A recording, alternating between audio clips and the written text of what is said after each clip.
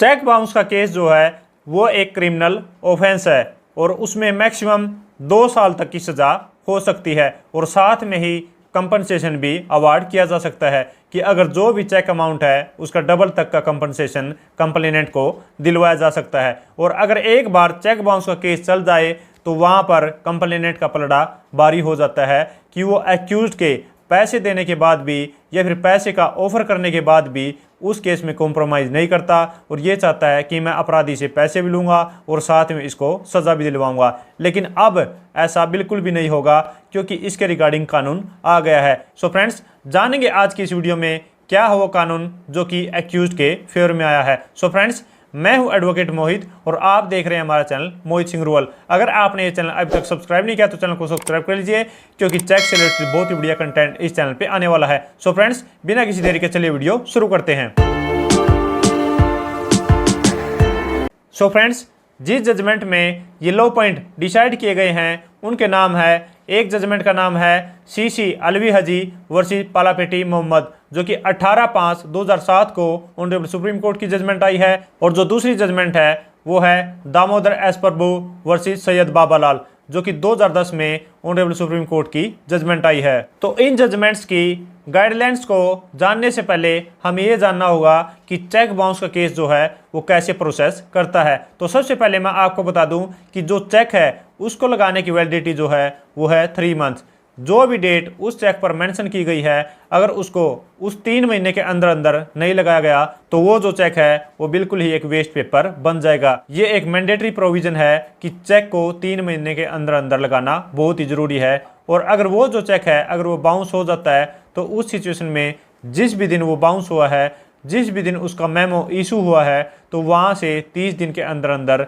Accused को एक legal notice देना बहुत ही मैंडेटरी है। अगर वो जो लीगल नोटिस नहीं दिया गया तो भी जो ये चेक है ये बिल्कुल ही एक वेस्ट पेपर बन के रह जाएगा। तो अब यहाँ पर अगर आपने लीगल नोटिस अपराधी को इशू कर दिया है तो यहाँ पर आपको 15 दिन का वेट करना होता है कि 15 दिन के अंदर जो अपराधी है वो पैसे देगा तो ठीक है, नहीं तो उसके बाद जो है आपका कोज ऑफ एक्शन अराइज हो जाता है और आप चेक बाउंस का केस डाल सकते हैं। तो यहाँ पर ये जो 3 कंडीशन है वो फुलफिल करना बहुत ही ज़रूरी है, नहीं तो चेक बाउंस का केस नहीं बनेगा। सबसे पहले ये कि चेक को 3 महीने में प्रेजेंट करना है और जो भी वो चेक बाउंस होगा तो उससे 30 दिन के अंदर अंदर लीगल नोटिस इशू करना है और लीगल नोटिस इशू होने के बाद जो 15 दिन का वेट करना है। अगर इन प्रोविजंस को फॉलो नहीं किया गया तो जो अपराधी है वो चेक बाउंस के केस से बच जाएगा। तो अब हम ये जो जजमेंट है इनमें जो गाइडलाइंस दी गई हैं उनको डिस्कस कर लेते हैं कि कैसे जो अपराधी है वो चेक बाउंस के केस में कन्विक्शन से गारंटीड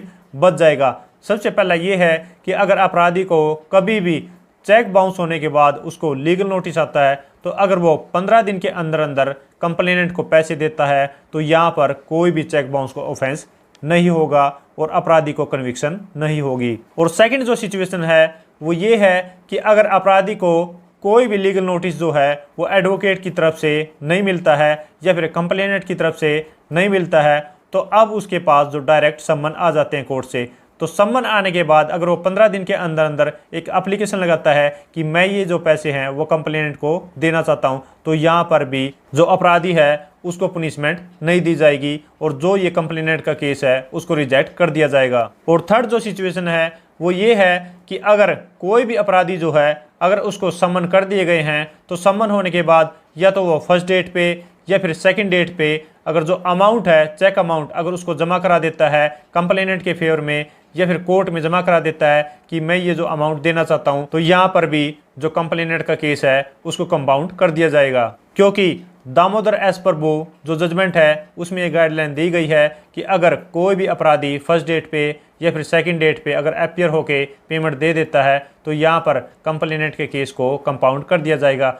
और इसके रिगार्डिंग ये भी गाइडलाइन दी गई हैं कि जब भी एक्यूज को कोई भी समन इशू किया जाएगा तो उस पर भी ये जो गाइडलाइन है वो मेंशन की जाएंगी। तो अगर आपके पास भी कोई भी समन ऐसा आया होगा तो आपने उस पर लिखा देखा होगा कि अगर आप इस अकॉर्डिंग जो पेमेंट करते हैं तो आपका जो केस है उसको कंपाउंड कर दिया जाएगा। तो ये जो 3 गाइडलाइन हैं। अगर इन गाइडलाइन के हिसाब से अपराधी जो है वो कंप्लेनेंट को पैसे दे देता है या फिर कोर्ट में पैसा जमा करा देता है तो उसका जो केस है उसको ख़त्म कर दिया जाएगा और उसको कोई भी कन्विक्शन नहीं होगी। इसके रिगार्डिंग ये जो जजमेंट है वो उसके बहुत ही ज़्यादा काम आएंगी। लेकिन अगर वो ये जो 3 कंडीशन है इनके बियॉन्ड अगर कॉम्प्रोमाइज़ करना चाहता है, मान लीजिए उसने जो है वो नोटिस पे भी पैसे नहीं दिए या फिर समन होने के बाद भी पैसे नहीं दिए या फिर जो फर्स्ट डेट है या फिर सेकंड डेट है उस पर भी पैसे नहीं दिए और उसके बाद वो चाहता है कि मैं इस केस में कॉम्प्रोमाइज़ कर लूँ या फिर इस केस को कंपाउंड करवा लूँ, तो जो भी चेक अमाउंट है, मान लीजिए